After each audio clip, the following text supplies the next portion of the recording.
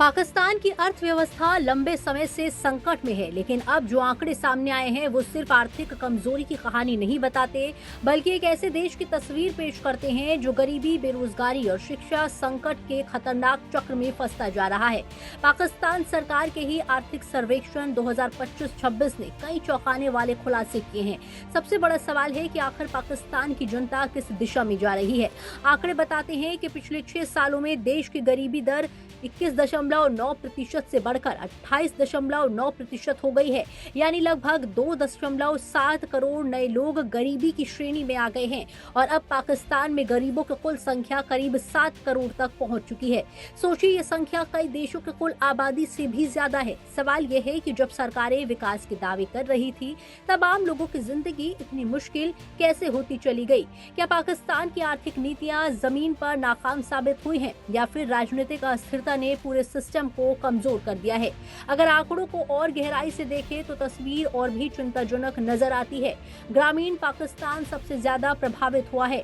ग्रामीण गरीबी 28.2% से बढ़कर 36.2% तक पहुंच गई है, यानी गांव में रहने वाले करोड़ों लोगों के लिए 2 वक्त की रोटी जुटाना पहले से ज्यादा कठिन हो गया है।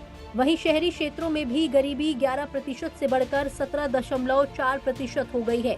इसका मतलब साफ है कि संकट सिर्फ गांव तक सीमित नहीं है, बल्कि शहरों में रहने वाला मध्यम वर्ग भी आर्थिक दबाव महसूस कर रहा है। प्रांतों की बात करें तो बलूचिस्तान सबसे ज्यादा प्रभावित है, जहां लगभग 47% आबादी गरीबी रेखा के नीचे जीवन जी रही है। इसके बाद खैबर पख्तूनख्वा, सिंध और पंजाब का नंबर आता है। लेकिन एक और आंकड़ा है जो खतरे की घंटी बजाता है। पाकिस्तान का गिनी गुणांक, जो आय असमानता को मापता है, 28.4 से बढ़कर 32.7 हो गया है। आसान भाषा में कहें तो अमीर और गरीब के बीच की दूरी लगातार बढ़ रही है। कुछ लोगों की संपत्ति बढ़ रही है, जबकि बड़ी आबादी और गरीब होती जा रही है। यही स्थिति किसी भी देश में सामाजिक असंतोष और राजनीतिक अस्थिरता को जन्म देती है। लेकिन शायद सबसे बड़ा संकट शिक्षा क्षेत्र में दिखाई देता है।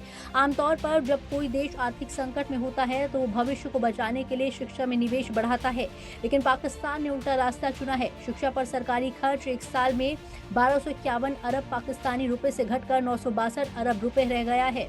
जीडीपी के अनुपात में देखें तो शिक्षा पर खर्च सिर्फ 0.8% बचा है, जबकि कुछ साल पहले यह 1.5% था। सवाल यह है कि जब देश की लगभग 1/3 बच्चे स्कूल से बाहर है, तब शिक्षा बजट में कटौती क्यों की गई? पाकिस्तान की साक्षरता दर अभी भी सिर्फ 63% है और महिलाओं की साक्षरता 54% पर अटकी हुई है। स्कूलों की हालत भी चिंताजनक है। पूरे देश में केवल 59% प्राथमिक स्कूलों में बिजली उपलब्ध है और बलूचिस्तान में तो यह आंकड़ा सिर्फ 21% है, यानी हर 5 में से लगभग 4 स्कूल ऐसे हैं जहां बिजली तक नहीं है। ऐसे में सवाल उठता है कि क्या पाकिस्तान आने वाली पीढ़ियों को भी गरीबी के उसी चक्र में धकेल रहा है जिससे निकलने की कोशिश वह दशकों से कर रहा है?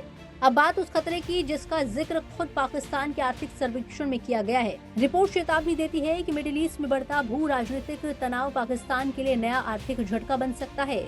इसकी वजह यह है कि पाकिस्तान को मिलने वाली लगभग 55% विदेशी मुद्रा खाड़ी देशों से आने वाली रेमिटेंस के जरिए मिलती है। लाखों पाकिस्तानी नागरिक सऊदी अरब, यूएई, कतर और अन्य देशों में काम करते हैं और वहां से पैसा भेजते हैं।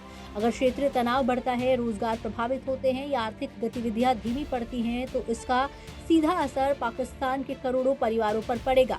यानी जो देश पहले से गरीबी, महंगाई और बेरोजगारी से जूझ रहा है, उसके सामने एक और बड़ा संकट खड़ा हो सकता है। यही वजह है कि आर्थिक सर्वेक्षण ने साफ शब्दों में कहा है कि अगर शिक्षा, सामाजिक कल्याण और रोजगार सृजन पर निवेश नहीं बढ़ाया गया तो आने वाले वर्षों में पाकिस्तान की गरीबी और असमानता और गंभीर रूप ले सकती है। सबसे बड़ा सवाल यही है कि पाकिस्तान सिर्फ आर्थिक संकट से गुजर रहा है या फिर वो एक ऐसे सामाजिक संकट की तरफ बढ़ रहा है जिसका असर आने वाली कई पीढ़ियों तक दिखाई देगा। ब्यूरो रिपोर्ट, जी मीडिया।